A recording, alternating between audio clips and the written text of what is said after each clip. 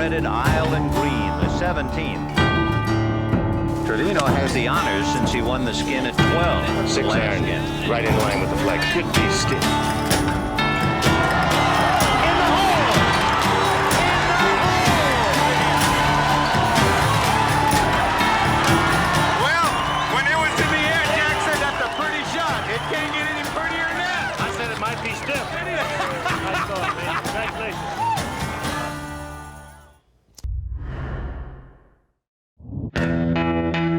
Fourth playoff hole, tough par 3, into the wind.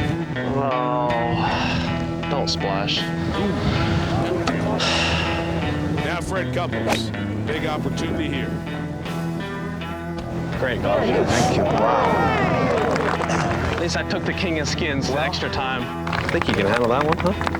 Title number 5. Thanks. Enjoy it.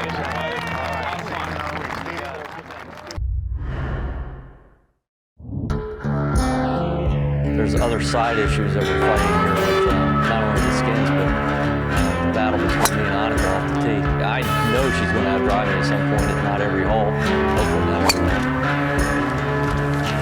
Good shot. That'll be worrying for Fred. I hit into the hill. That shouldn't count. Yours was 271 from the tee. Annika was 278 from the tee.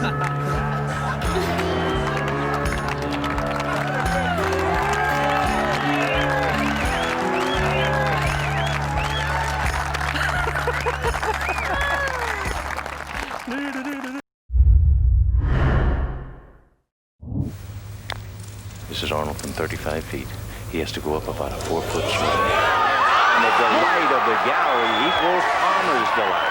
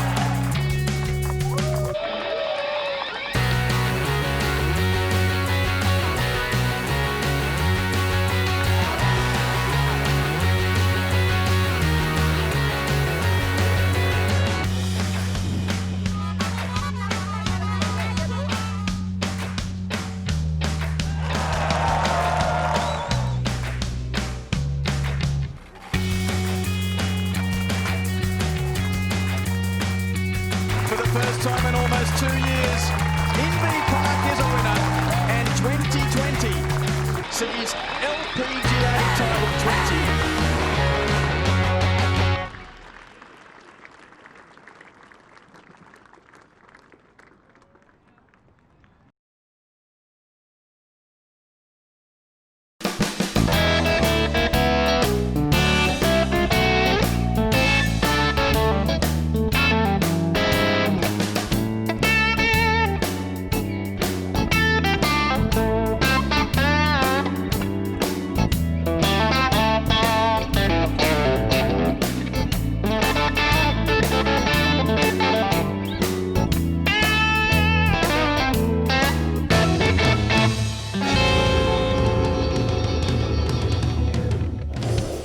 Listen, 83. As sports numbers go, it lacks a certain music. Prime numbers can clang. One reason everyone liked baseball's home run mark being 60 rather than 61, or 73 for that matter. 83 has never been connected to an important record or a streak, and it's never sold many jerseys. The greatest number 83 ever? If you said Ted Hendricks, the Mad Stork, you're a leading candidate for the next Jeopardy tournament. In golf, Byron Nelson's 11 or Kathy Whitworth's 88 possess an appropriate symmetry. Kathy Whitworth won the Colgate Dinosaur. While Jack Nicklaus's 18 ties in perfectly with the game. 83, a number no pro ever wants to shoot. But here's what matters. 83 is one more than 82, the number of total official victories that currently make Tiger Woods and Sam Snead the two winningest male golfers ever. But Snead is gone, and Woods, back fusion and all, is a rejuvenated 44. There's a sense that number 83 could happen sooner than later, maybe even this week at Woods' happiest hunting ground, Torrey Pines.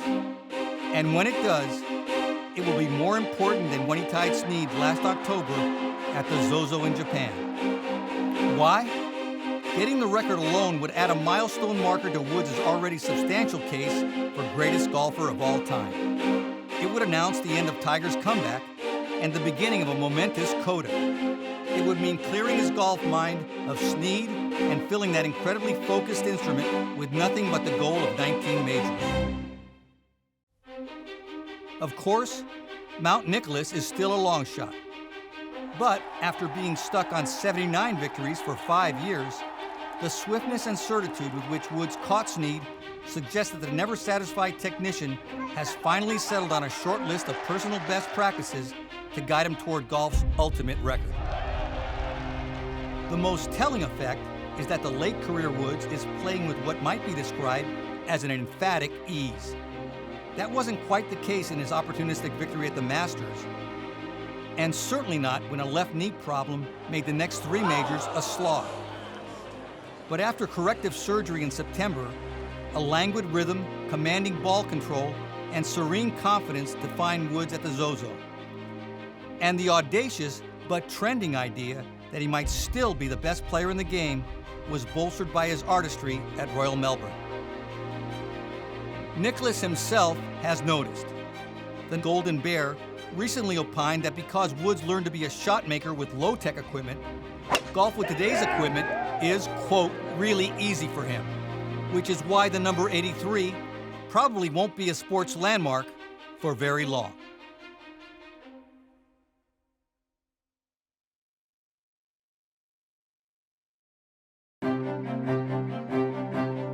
Tiger Woods has always been closely watched, but these days, he's worth watching even more closely. There's more to see than ever. Textbook technique, every shot with every club, every mindset for every situation, essentially a master class in how to play the greatest game of all. And not that Woods has ever been anything but focused, but it's arguable that at 44, the ticking clock has made him more so. And especially now, on the brink of official victory number 83 to surpass Sam Snead as the winningest golfer in the history of the PGA Tour. Doing it in LA, only 30 miles from his boyhood home, and at Riviera would be special. The storied layout is where he first tested himself against the world's best in 1992 as a 16-year-old. From Cypress, California, amateur Tiger Woods. It's where he's now the tournament host, and it's where, strangely in 13 previous tries, he has never won. Oh. A victory would be a tribute to a tragically lost prince of the city, Kobe Bryant. He and Woods had much in common: the ferocious will, the unceasing drive to improve and come back from both injury and personal scandal, the uncanny ability to rise in the clutch. But it was in their relentless devotion to craft, devotion to what each called the details, where they most connected. As a golfer, Woods has honed them obsessively for 4 decades, and now in late career, he is sagely drawing from that life savings. It's why he can be a less powerful Tiger off the tee and still be so good. The sum of the rest of his parts is producing a more refined and complete whole. He's straighter with the driver and more controlled and artistic than ever with his irons. Oh, wow! What a shot! The short game remains brilliant, and in big moments, so is the putter. Make room on the mountaintop. Tiger Woods has matched Sam Snead with 82 PGA Tour wins, the most of all time. But his margins are tighter, less tolerant of mistakes. To still have weeks when he's again the best, the man who has always valued clean rounds must be cleaner than ever. It's a very high bar, and Woods won't clear it as often as the lower one he had before him in his physical prime. But a big stage in the City of Stars could very well produce a cinematic moment. Maybe it doesn't happen, but just remember, the more you love this game, the more this Tiger is worth watching.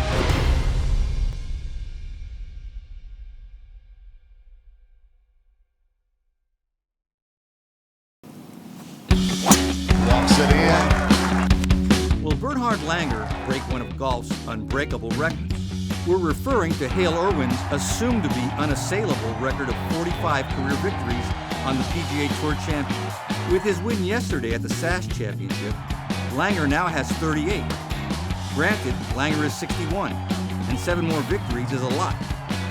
Irwin's last win came when he was 61. Then again, consider that Langer's victory in North Carolina was by 6 strokes.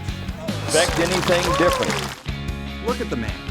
Not only the swing and the putting stroke, but the youthful physique, complete with white belt, the assured voice, and the look in his eye. He ain't done. Even if it's an early call, Langer's quest must be noted for its historical significance. Professional golf has all kinds of remarkable records. Mark Calcavecchia's 9 consecutive birdies, for example. But very few get the unbreakable designation. The golf mark that comes closest to the all-time, beyond the edge of the universe sports record, Cy Young's 511 wins, is Byron Nelson's 11 straight PGA Tour victories in 1945. The best anyone has done since is Tiger Woods' 7 in a row from 2006 to 2007. Nelson also won 18 tournaments that year, and the closest to that record is Ben Hogan's 13. After that, there's only a few more unbreakables. Young Tom Morris winning the 1868 Open Championship at age 17, 2 years younger than any other major champion ever. Bob Jones's one and only original calendar Grand Slam, the U.S. and British Opens and the U.S. and British Amateurs in 1930.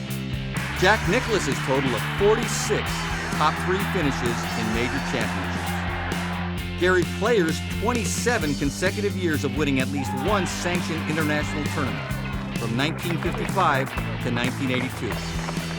Woods' streak of 142 consecutive cuts made, along with his underrated 3 straight U.S. Junior Amateur titles. Irwin's record belongs in this group.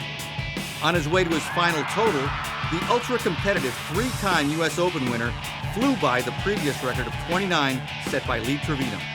To pass Irwin, odds are Langer will need to become the oldest PGA Tour Champions winner ever, exceeding Mike Petchik, who in 1985 won on his 63rd birthday.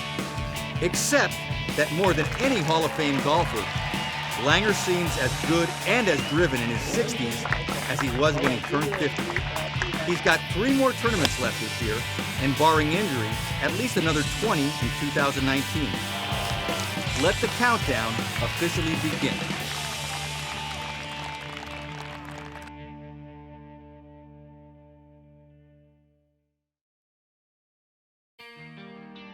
How will 2018 be remembered? Not in the same way as the instant history made in 1930, 1953, or 2000, but it definitely wasn't a run-of-the-mill year.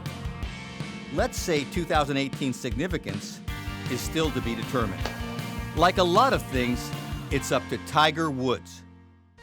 Suppose Woods fulfills the immense, if still precarious, promise he showed with his victory at the Tour Championship by going on to catch Sam Snead and, dare we say, Jack Nicklaus. Then 2018 goes down as the year in which the ultimate closer recaptured the ineffable mojo needed for his most momentous close. We thought we'd never see it. Tiger Woods, a winner again. Still, given all that is always expected of Woods, 2018 provided other, bigger surprises. Much of what happened can be covered by the recently departed screenwriter William Goldman's line about Hollywood. Nobody knows anything, which applies at least equally to golf. After all, did anyone see any of the following coming? Brooks Koepka, who entered the season with 2 career victories and sidelined by a serious wrist injury, winning 2 majors and now stationed at world number 1. Jordan Spieth going winless while battling his Excalibur, the putter. A supposedly supreme U.S. team not only getting blown out at the Ryder Cup in Paris, but Masters champion Patrick Reed's corrosive comments proving the task force isn't done tasking. Did that topic ever come up? The mild-mannered and perennially mid-level Francesco Molinari at 35 transforming himself into a player who arguably outdid Koepka. Bryson DeChambeau with 4 victories, changing his brand from head case to head of the young gun class. Ariya Jutanugarn, who after blowing a 7-stroke lead on the final 9 at the U.S. Women's Open and falling behind in the playoff, somehow still salvaged victory. Ian Poulter, seemingly out of miracles since Medina, holding a do-or-die 30-footer on the 72nd hole at Houston, earning the victory that he had to have to get into the Masters. Phil Mickelson, after appearing to lose fans by acting out on the 13th at Shinnecock, charming everyone back with the worm and the wiseacre aplomb with which he promoted the match. Now, I don't know if he wants a piece of me, but All memorable moments, but the gravitas was provided by Woods. His return from the depths gave an emotional subtext to each round he played, reaching its peak amid the massive throng that walked him to the house at Eastlake. His future is now infused with hope, but whatever happens, it's easy to imagine Woods looking back on 2018 as his most fulfilling year ever. And that alone makes it one golf should never forget.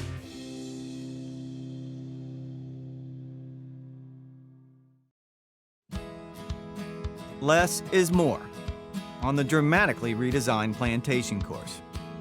There are less bunkers and less trees, making for a more open feel. But there is more width in the fairways and more sweeping vistas, particularly on the course's back 9. How much dirt overall do you think you removed for the project? It's astronomical when you look across this piece of property. Yeah, thousands of yards of dirt. There was more dirt moved on this 9 than there was on the other 9. So this 9, to match the front 9, had to come down a lot, get down to more natural grade. And one thing my construction manager, shaper here, Tom Weber, tells me is lower is wider. And obviously taking out bunkers makes more fairway. So we've taken out a lot of bunkers. We've expanded using the bulkheads that we put in. That lets us get a little bit closer to the lake edge with the actual fairway. So for the average guy, he's gonna feel like there's a lot more width, a lot more pretty vistas. It's gonna seem like a bigger, wider golf course, which is what most of us want. The plantation course's new look showcases unique features from architects who have influenced this course and the Love's design philosophies throughout the years. The idea was to restore some old features and character while invoking new strategies. The Rayner, C.B. McDonald, Walter Travis influence is what we want here at Sea Island. And so I've gone back and looked at a lot of those old courses and a lot of like Core Crenshaw stuff that they are influenced by it. Using the template holes or using holes that I've enjoyed playing, courses I've enjoyed playing over my career. It's been a big influence here. There are bulkheads a la Pete Dye, a McDonald template Redan hole, chocolate drops from Walter Travis, one of the course's original designers, and there's even a slice of the old course with the principal's nose-like addition to the 10th fairway. The 13th hole also features a punch bowl green. The punch bowl is one of the fun template holes of the Rayner, C.B. McDonald pattern holes, as they called them. And when we started moving dirt out of here, Mark said, well, this is getting to be more and more of a bowl. Why don't we just do it here? We would have never really found this hole and done it this way if we'd have done it on paper. This is a hard hole on the golf course, so it gives the average guy a way to get the ball kind of into the green and have a two-putt and get out of here. When you sit down and you come up with the blueprint for a golf course, is it like a Lego set that you just keep adding things on as the project goes along? And how close are we to what you originally came up with when you sat down with your brother Mark? Well, the quarters stay the same, but we always say we kind of design in the field and we build to what the land offers us. This has to be the most dramatic change. It's the par 4 10th hole. It was the second hardest hole on the golf course in 2017. You're essentially turning it into a short drivable par 4. What was the thought process behind it? Well, the first thought was they wanted to do some enhancements to the lodge, and that dictated coming across the original 10th fairway. So for the tournament, we moved the tee forward, played it as almost a drivable hole, and now with the redesign, we've completely changed, obviously, the whole golf course, but 10, new strategy and a new look. The par 5 18th hole. What was your idea about redesigning it, not just for the tournament, but just in general? Well, in general, we wanted to lower the tees and add some length on the back. So from the long hitters, it was a legitimate par 5. Maybe take away the chance to put it in the lake. Put in the traditional features. We got the Walter Travis chocolate drop mounds. And then for the average guy, make it a little bit friendlier around the green. There was nowhere really to lay up. It was hard to get it between the lake and the bunkers. So we opened up the second shot area and then make it more risk reward on the green. I think it's going to be a challenging finishing hole, but for the average guy, there will be a way to get around and make a par and not make a big number. This is a perfect example of how a redesign project is a living, breathing organism. Here is a bunker on the 18th hole. Just talking with you, talking with your brother Mark Love. This may or may not be in the end product. Right, it might not be here. We made the fairway so much wider that our shaper Tom Weber came in and just put a bunker in here. He said it feels like you need something over here. I think the walls of it will come down a little bit at least, but this is one that when you come back the next time, it may be just fairway.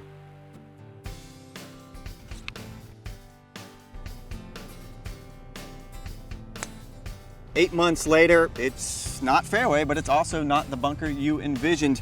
You're both here, the golf course is complete. What are your thoughts on the final project? We're excited that the members are finally getting to see the golf course after 10 months of work and having it shut down.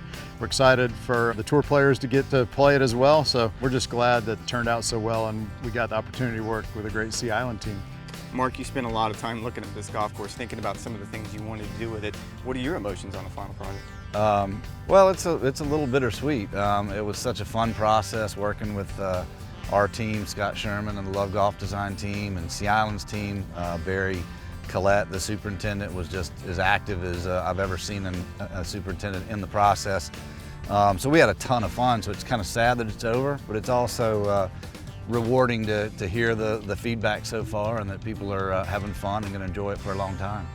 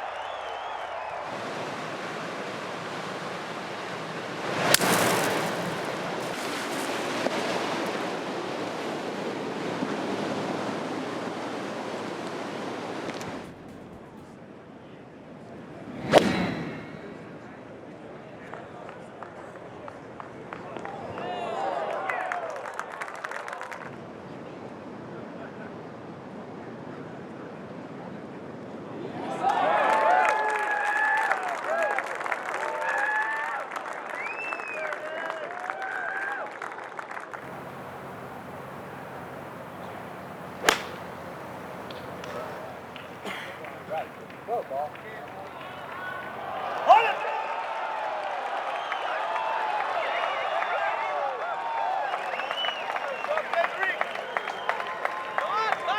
you.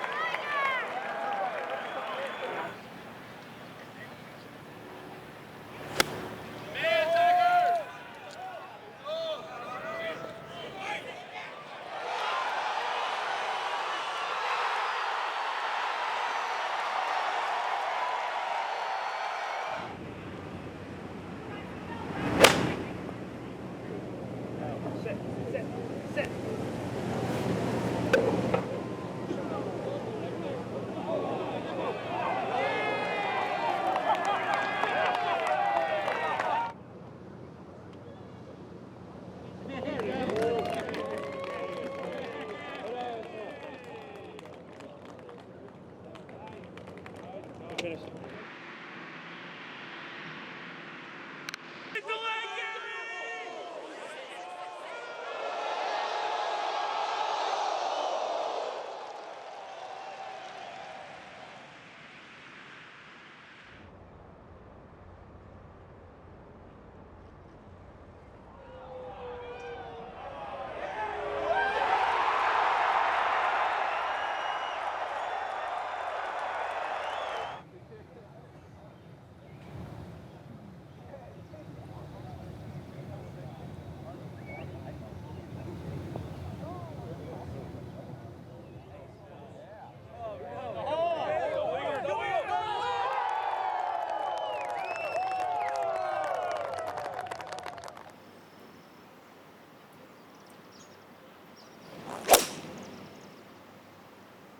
Soft, please. Softly, please. Pitch hard. Shot.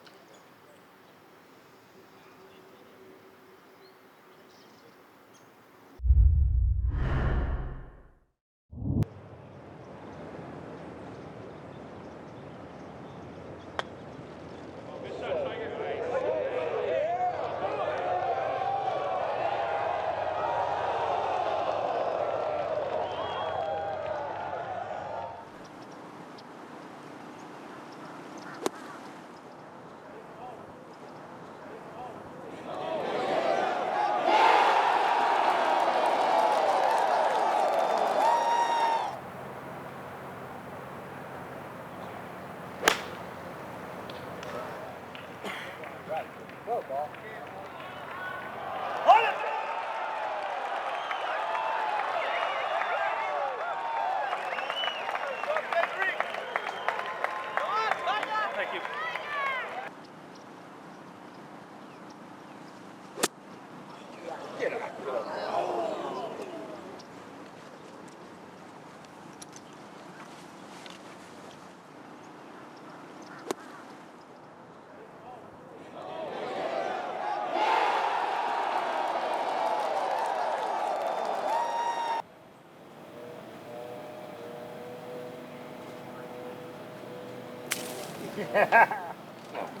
Go in the hole.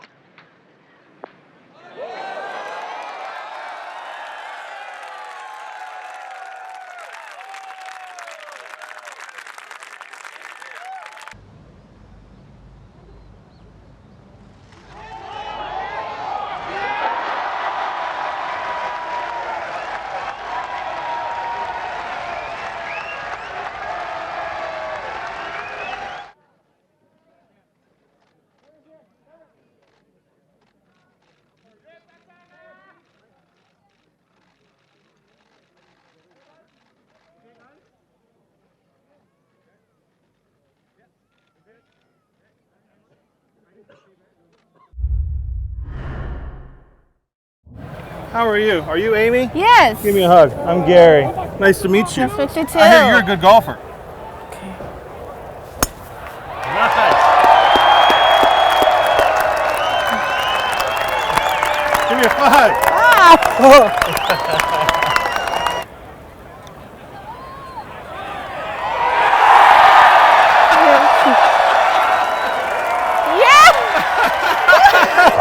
That is so awesome.